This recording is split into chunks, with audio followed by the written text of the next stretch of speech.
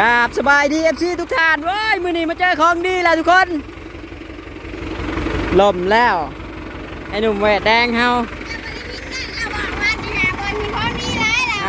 ถือไง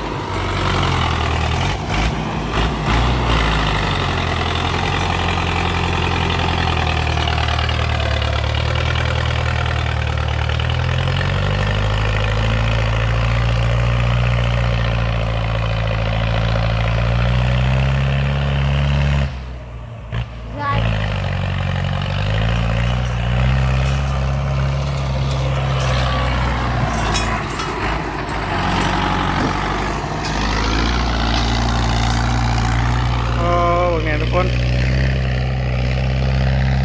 ลมนี่ขึ้นคุ้งเวทเลย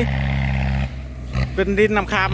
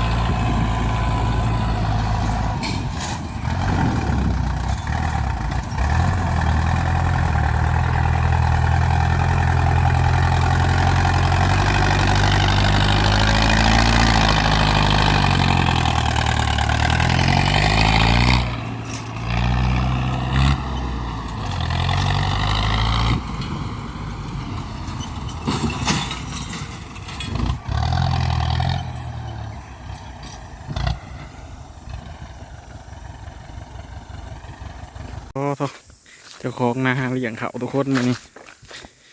ให้ขึ้นไปกินเขา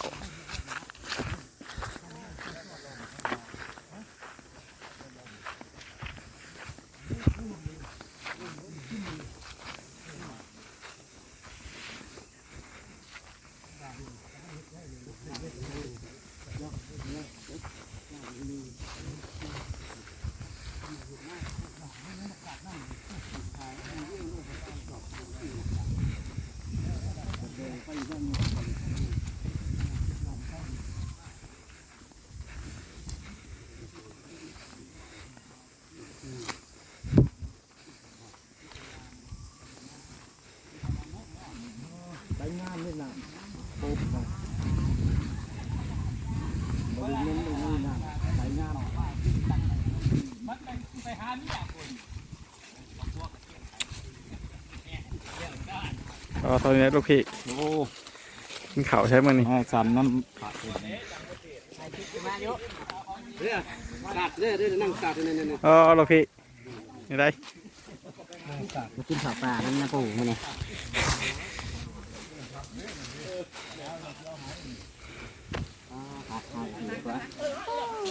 chú hao là thứ hạt vào trong kia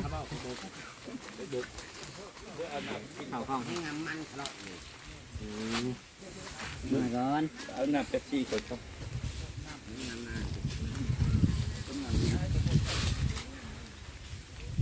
xem món này đấy ของนาเลี้ยงข้าวได้ทุกคนมานี่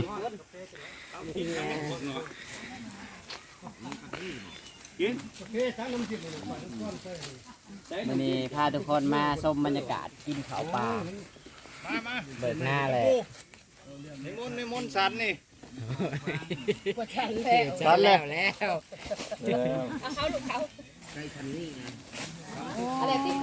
บุญปากอะไรมือนี่ฮะเนาะ2 มื้อเลยดำแห้ง เก่งได้เถอะ บุญปากไอ้หนุ่มเวทแดงนี่ทุกคนปลาคอปลานิ้นนี่ปลาคอปลานิ้นลาบสดเดกระปุ้นนำดิ ยอดปลาสลามบุก ปลาสลามก็มีนี่ทุกคนนี่นี่ ปลาสลามนี่สลามน้ำจืดดิ มาเอามาได้ไหม ปลาคอใหญ่ อ้าววันนี้มีไฟข่าวมากินนะชิวฮาวนะ แม่ก็ข้านอยู่พี่แหมอันนี้ อุ้ยคน3 คนในปลาเข้า3 พาอุ้ยงานหนักเลยทุกคนทุกปืนแตกปืนในข้างในแตกโอ้เหตุงานกระลุบเนาะทุกคนเหตุงานลุบโหลดประเภทใส่อีกโอ้ยมันออกมาลายเติบเลยได้นี่ขี่เล็กนี่จักตัวไรแน่เด้อมันบริแมนแต่บี้นี่นี่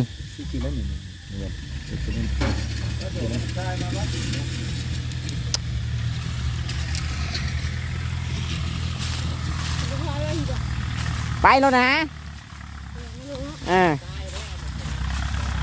วู้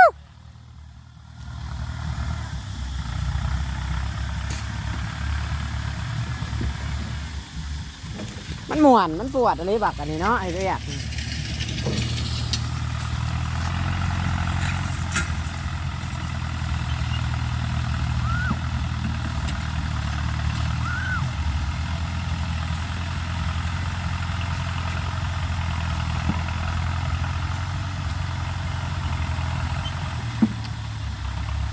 ได้สำได้ก็เอา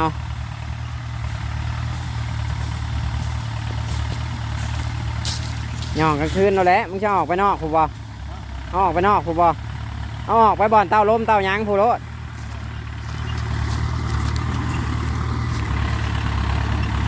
คำผู้ได้ตัวเมือ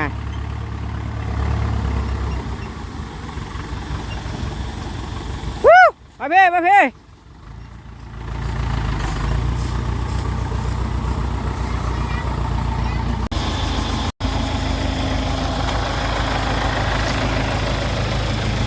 คันนี้เฮาสิเฮ็ดเวียกขาเนาะ3 คำค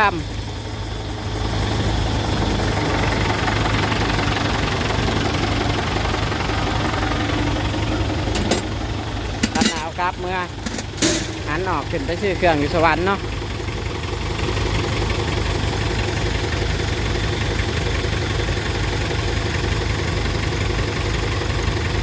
เดี๋ยวบ่าวใส่หน่อยสิขึ้นครับเองเนาะบ้านนี้เนาะเพื่อให้งานมันเดิน